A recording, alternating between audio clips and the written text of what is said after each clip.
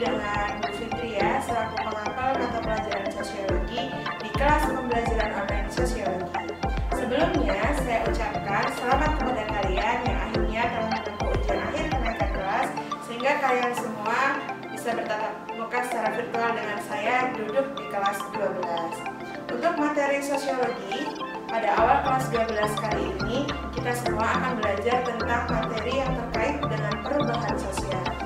Sebelum kita memasuki materi perubahan sosial, yang jelas dalam saat ini kondisi kita menghadapi pandemi virus corona itu sangat erat kaitannya dalam materi yang nanti akan kita pelajari dalam materi perubahan sosial. Anak-anakku semua, setelah kita belajar tentang pengertian dan teori perubahan sosial, maka selanjutnya yang akan kita pelajari adalah bentuk-bentuk perubahan. Ini adalah materi lanjutan di bab 1 perubahan sosial di kelas 12 IPS.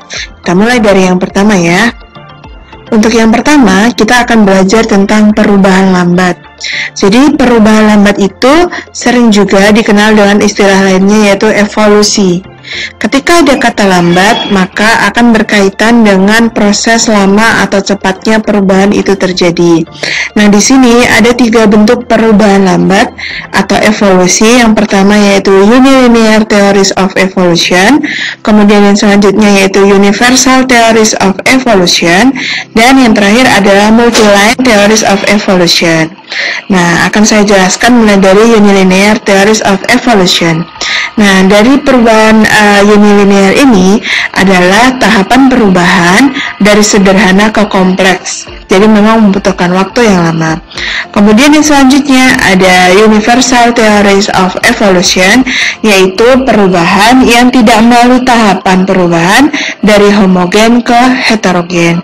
Kemudian yang terakhir ada Multiline Theories of Evolution, yaitu tahap perkembangan tertentu dari masyarakat. Misalnya kalau kita ingat di zaman manusia purba ada perubahan dari masyarakat berburu, kemudian menjadi masyarakat meramu makanan.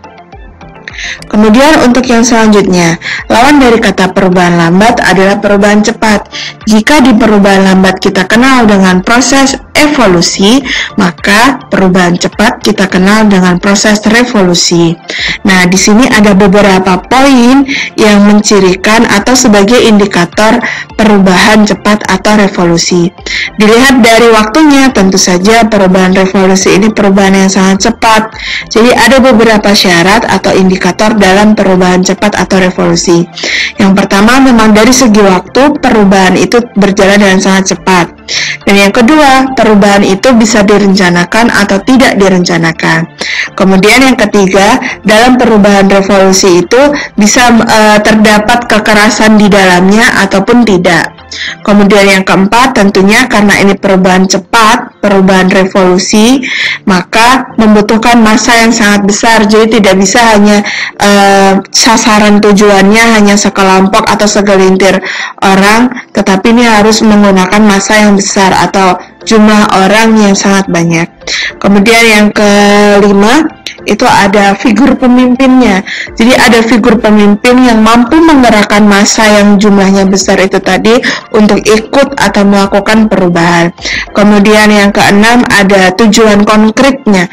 Jadi ada apa sih yang harus dicapai dalam revolusi ini? Nah, itu sudah jelas, sudah terwujud dan massanya itu tahu. Kemudian yang selanjutnya adalah adanya momentum. Apa sih momentum itu? Momentum itu adalah waktu yang pas, waktu yang tepat. Nah, itu namanya momentum. Saya contohkan di sini adalah contoh dari revolusi itu adalah revolusi industri dan revolusi kemerdekaan. Revolusi industri yang terjadi di abad ke-17 itu merupakan suatu perubahan yang sangat besar dan yang terlibat di dalamnya juga sangat banyak. Diawali dengan penemuan mesin uap, yang mana dengan adanya penemuan mesin uap ini mengubah segala sendi kehidupan masyarakat Eropa pada waktu itu, khususnya masyarakat Inggris, yang mana tadinya peralatan digerakkan oleh tenaga manusia dan tenaga hewan. Setelah adanya penemuan mesin uap, maka semua digantikan oleh mesin. Jadi itu terjadi dampaknya juga sangat luas dan sangat cepat. Kemudian yang kedua yang saya contohkan di sini adalah revolusi kemerdekaan. Nah, di revolusi kemerdekaan ini membutuhkan momentum dan membutuhkan figur pemimpin, yaitu Bung Karno dan Bung Hatta. Jadi momentumnya adalah pada saat Jepang kalah dari sekutu, makanya kita langsung memproklamirkan kemerdekaan pada waktu itu karena memanfaatkan momentum yang ada.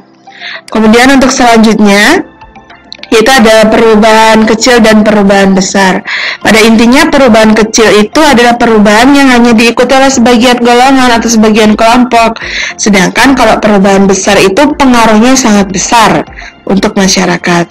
Nah, contoh dari perubahan kecil itu adalah mode pakaian, gaya rambut. Kemudian kalau perubahan besar itu adalah perubahan misalnya perubahan sistem pemerintahan yang mana dari atas sampai bawah elemen pemerintahan itu berubah dan dampaknya itu bisa dirasakan oleh masyarakat luas. Kemudian untuk selanjutnya ada perubahan struktur dan perubahan proses. Untuk perubahan struktur sendiri itu adalah perubahan yang sifatnya mendasar berkenaan dengan hal-hal yang prinsipal.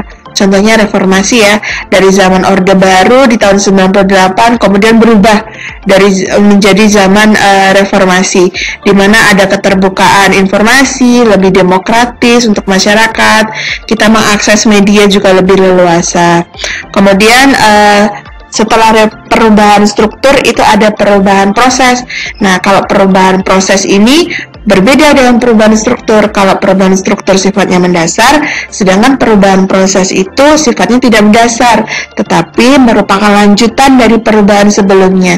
Jadi untuk menyempurnakan, yang paling sering di sekitar kita yang paling sering mengalami perubahan proses itu adalah di lembaga pendidikan, khususnya kurikulum KTSP 2006, kemudian diperbaiki menjadi kurikulum 2013, nanti diperbaiki lagi, begitu seterusnya. Kemudian untuk selanjutnya atau yang terakhir adalah perubahan yang dikehendaki dan perubahan yang tidak dikehendaki. Kalau perubahan yang dikehendaki itu adalah perubahan yang kita inginkan, yang biasanya itu sudah kita rencanakan ya, makanya sering juga disebut dengan plan change. Sedangkan perubahan yang tidak dikehendaki itu adalah perubahan yang sebenarnya itu unplanned, tidak pernah kita rencanakan, tapi itu terjadi karena seringkali itu di luar rencana atau kuasa manusia. Nah, dalam perubahan yang direncanakan supaya targetnya mudah tercapai, maka membutuhkan apa yang dinamakan agent of change, agen perubahan. Nah, siapakah yang termasuk dengan agent of change atau agen perubahan?